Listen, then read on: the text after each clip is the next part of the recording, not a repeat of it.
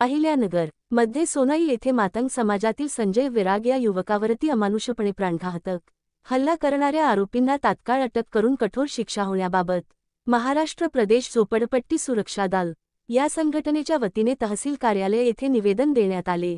महाराष्ट्र प्रदेश झोपडपट्टी सुरक्षा दलाचे जिल्हाध्यक्ष अभिजित सनी ननवरे यांच्या अध्यक्षतेखाली तहसीलदार यांना निवेदन देण्यात आले।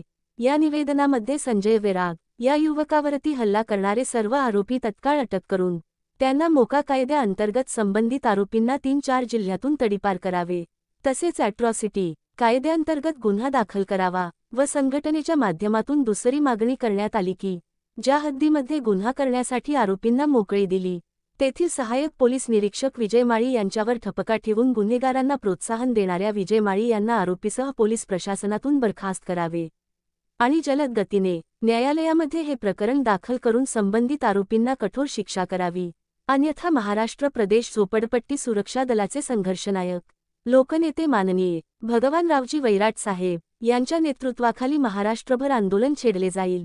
यावेळेस महाराष्ट्र प्रदेश झोपडपट्टी सुरक्षा दलाचे वाई तालुका अध्यक्ष श्री प्रवीण सपकाळ, संघटनेचे प्रवक्ते श्री ऋषिकेश जाधव, जिल्हा कार्याध्यक्ष दिलीप कांबळे, जिल्हा उपाध्यक्ष संतोष फरतडे, संतोष बाबर, संजय सकटे, सुनील भिसे, राजेंद्र सोनवणे, करुण साठे, विजय भिसे, वृषाली कांबळे, सिद्धाराम ढोबाळे इत्यादी मान्यवर उपस्थित होते। आक्रोश मराठी न्यूज वाई।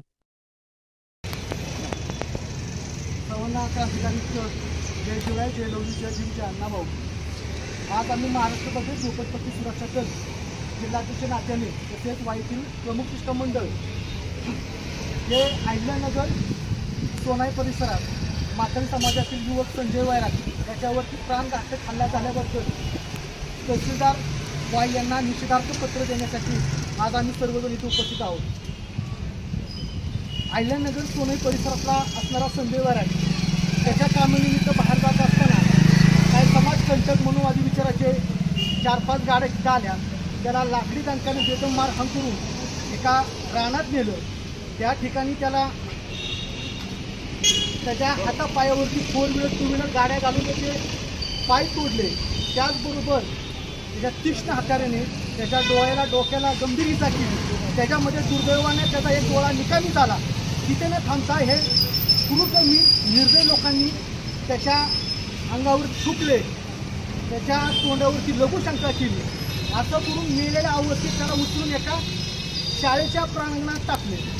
या असणाऱ्या आरोपींना पोलीस प्रशासन यांनी तात्काळ शोध करून त्यांना मकोका अंतर्गत तसेच ॲट्रॉसिटी आणि 4 जिल्ह्यातून यांना तडीपार करण्याचं कारवाई करावी। त्याचबरोबर आमची दुसरी अशी मागणी आहे की सदर प्रकरणामध्ये विजय माळी सोनाई परिसरातला असणारा पोलीस स्टेशनचे API त्यांना सुद्धा सहआरोपी करून त्यांच्यावरती ठपका ठेवून त्यांनी त्यांच्या कर्तव्यात कसूर केल्याबद्दल त्यांना बडतर्फ करावे आणि त्यांना सहआरोपी करावे। माझी सन्माननीय मुख्यमंत्री साहेबांना कळकळीची विनंती आहे की संबंधित असणारे 10-11 जे गुन्हेगार आहेत त्याचबरोबर त्यांनी तत्पूर्वी सुद्धा या असणाऱ्या कुटुंबावरती हल्ला केलेला आहे, तिथल्या असणाऱ्या पोलीस प्रशासनाने कोणतीही त्यांची दखल घेतलेली आहे।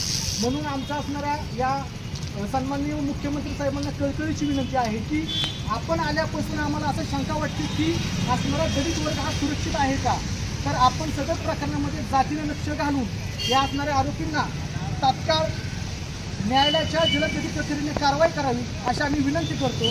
अन्यथा आम्ही लोकनेते भगवानरावजी वैराट साहेब यांच्या नेतृत्वाखाली राज्यभर तीव्र स्वरूपाचं आंदोलन करू अशी ग्वाही देतो आणि इथंच थांबतो। जय भीम, जय शिवराय, जय लवजी।